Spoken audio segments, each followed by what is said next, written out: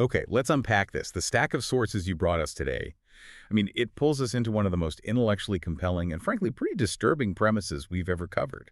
We're doing a deep dive into this shocking idea that the huge modern landscape of global conspiracy theories, it isn't just, spontaneous paranoia bubbling up from the internet. No, it's something far more deliberate, a managed, high-level public relations campaign.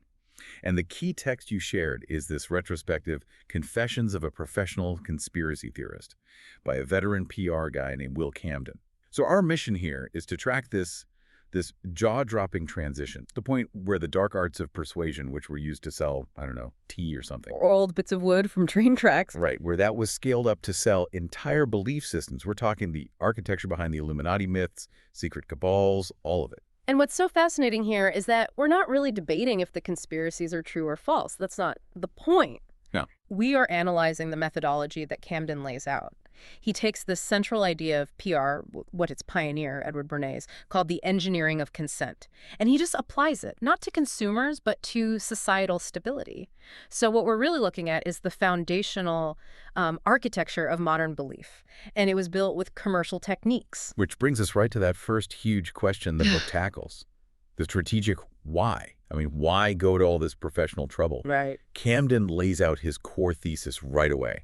This modern movement of huge, clear villain conspiracy theories. It's a high-level, professionally managed campaign. And we really have to get who was behind it and what their motivation was. Because according to the sources, this wasn't cooked up in some, garage. Yeah. It was established by this powerful coalition, a kind of old-world network of aristocrats partnered up with the New World tech and financial giants. They saw a catastrophic systemic problem on the horizon, a really big one, and they felt they had to solve it. Okay, so before we get to their solution, let's define that problem. A catastrophic systemic problem. What was society actually grappling with? Camden is very, very clear on this. The problem was something he calls future shock. Future shock. Yeah. The pace of the technological revolution, just the speed at which everything was changing, society, norms, industry, daily life was just becoming unrecognizable, too fast for the average person to really process. So this isn't just about people feeling stressed out. This is a systemic crisis of orientation. Exactly. He describes it as this fundamental disorientation. Like you're trying to navigate a city, but the map keeps redrawing itself every 5 minutes. Wow. The result was mass anxiety, cultural fragmentation, just this deep fear that the world you knew was dissolving. And from their perspective, this huge unmoored population was a recipe for total social collapse. That makes the solution they came up with. Yeah. Well, it sounds like a psychological imperative. You can't stop the change, so you have to manage the reaction to the change. Precisely. They created what Camden calls a psychological comfort blanket. The whole strategic intent was to stop the public from turning its anxiety onto the actual forces of change. Which were too complex. Way too complex. Technological shifts, economic chaos. You can't fight an algorithm. So you give them something they can fight. Okay, but how do ancient-sounding myths about, say, the Illuminati fix a modern problem like high-frequency trading? By giving people structure and clarity where there was just disorientation. By feeding the masses these old-feeling conspiracy myths with really clear, identifiable, almost cartoonishly evil villains. Like secret societies. Exactly. They gave people a simple narrative tool, a way to make sense of a world that was just transforming way too fast. It restored a sense of certainty, even if that certainty was, terrifying. So the insight is that people prefer a scary story they can understand over a chaos they can't. That's the key. People prefer a scary, structured narrative over unstructured, incomprehensible chaos every time. So what does this all mean then? It means the same sophisticated techniques used to sell, I don't know, a new brand of coffee were repurposed strategically to sell the idea of a secret global cabal. It's scaling a commercial tool to a philosophical end. Which leads us right to the methodology. I mean, how did they even know this was possible? Well, they needed a proof of concept, and Camden talks all about this in the first chapter. He was deep in these early campaigns in the late 1990s, during that Cool Britannia era in the UK. Right, a time of big cultural optimism. And intense commercial activity. These early campaigns, they basically proved that you could manipulate collective desire on a national scale, using tactics that were technically honest, but completely manipulative. Okay, so let's dig into the first one, the beverage wars. Tea versus coffee. Sounds almost trivial, but it was a zero-sum game for market share. How did they get millions of people to change their morning routine? The whole tactic was based on the strategic use of what they called decontextualized facts. Decontextualized facts. Yeah. They knew you couldn't just lie about a competitor's product. That's illegal. So instead, they'd commission some research and then find what they called a technical anomaly. Okay, what is that? Give us a concrete example. Sure. Imagine a substance, say, caffeine, or maybe fluoride in water. You find one study that shows, I don't know, 0.001% of the population might have a tiny side effect under very specific conditions. Okay, so it's technically true. It's a truth, a tiny, statistically irrelevant truth. That's your technical anomaly. So they're not lying. Mm-hmm. But how do you make that tiny fact feel terrifying to millions of people? What's the mechanism? That's the brilliant part. They called it contextual subtraction. They'd amplify that little anomaly through carefully placed media stories, often using so-called independent experts. Of course. And these stories were designed specifically to trigger national health anxieties. The insight was, you don't need to lie. You just have to shine a huge spotlight on one tiny, unflattering piece of the truth. And you throw all the context, the fact that the risk is basically zero into total shadow. And what you're left with is a perfectly true but completely misleading story that drives people away from a product. Exactly. That is, wow. It shows how you can professionally aim fear. Okay. But my favorite example from the sources has to be the railway sleeper mania. Ah, yes. We are talking about old creosote-soaked chunks of wood from under train tracks. How in the world do you create a manic, widespread demand for literal junk wood? This was the textbook test of manufacturer demand, social proof. They wanted to see how far they could push mass psychological activation. So what was the setup? The context was a really popular TV makeover show, Dream Designs.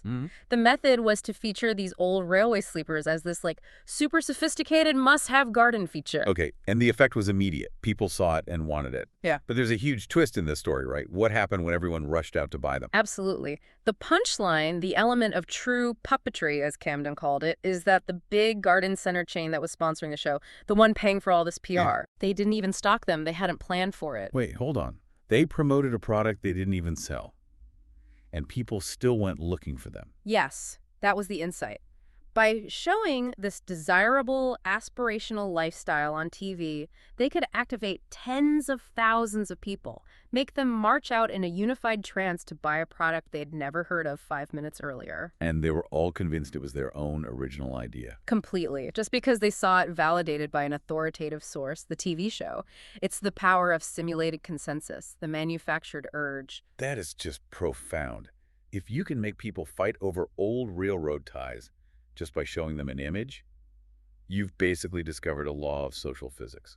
And that takes us to the third example, the Eurostar Discoverers project, which was a bit more subtle. It was about weaponizing emotional regret. That sounds incredibly clinical. What was the goal? The goal was to build what they called a hydroelectric dam on a social trend. So they saw this gap year trend starting to bubble up, fueled by Prince William and others. Right. But the target wasn't the kids taking the gap year. No, not at all. The actual revenue target was their middle-aged parents. So they're channeling the energy of a youth trend toward a totally different group to sell expensive train tickets. How on earth do you pivot that energy? They sold a cure for regret. The method involved using minor celebrities, or just very relatable people, on camera, and they would just sigh wistfully about not having done interrailing in their youth or regretting the trips they never took. Oh, that is brutal. It weaponized latent jealousy and nostalgia. It tapped right into the emotional vulnerability of parents who wanted their kids to have the experiences they missed, and it pivoted that regret straight toward the cash register. So you have this perfect trilogy of persuasion. Fear from decontextualized facts, manufactured desire through puppetry, and then emotional vulnerability through weaponized regret. And if you connect it all back to the bigger picture, all three of these are about one thing: controlling the environment. The big strategic takeaway from Camden's early work is this idea of choice architecture. They learned that you can predictably nudge human behavior just by changing the architecture of the environment where choices get made. You control the set dressing, you control the outcome. You control the context. And this is where it all clicks into place. We'll realize is that this magic of suggestibility, it's scalable. It goes way beyond products. I mean, if he can create a nationwide mania for lumps of wood or change an entire demographic's morning drink with a technical anomaly, then the exact same techniques The same use of experts, the same amplification of anomalies. can be used to make people believe in secret societies Yeah. or a shadow government running the global economy. Absolutely. The methodology is perfectly scalable. You go from commercial PR selling, legume blue paint or a train ticket to philosophical PR selling an entire new reality. And this is why it matters. This is why his confession is so significant. The mass persuasion techniques they perfected in advertising, they are the foundation for the belief systems we see everywhere today.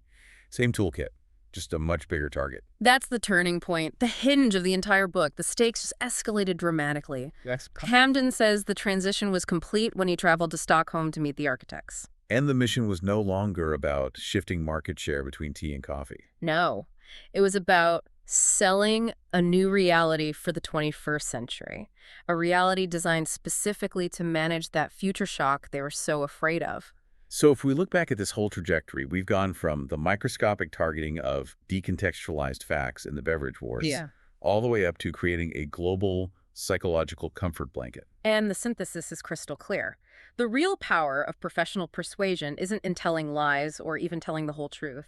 It's in the expert management of context. It's about the surgical control of the choice architecture that surrounds all of us. It really forces you, the listener, to rethink everything you consume as a fact, or even as just a gut feeling.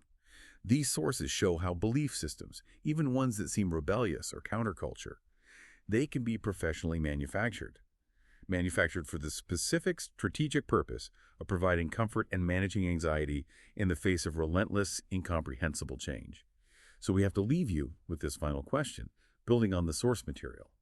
If these narratives are professionally engineered for management, not necessarily for honesty, how do we as individuals navigating this reality even begin to distinguish between genuine grassroots curiosity and a skillfully engineered consent? We'd encourage you to think about what other powerful unified societal trends you see today, maybe cultural, maybe technological, that might just be the result of this very professionalized form of puppetry.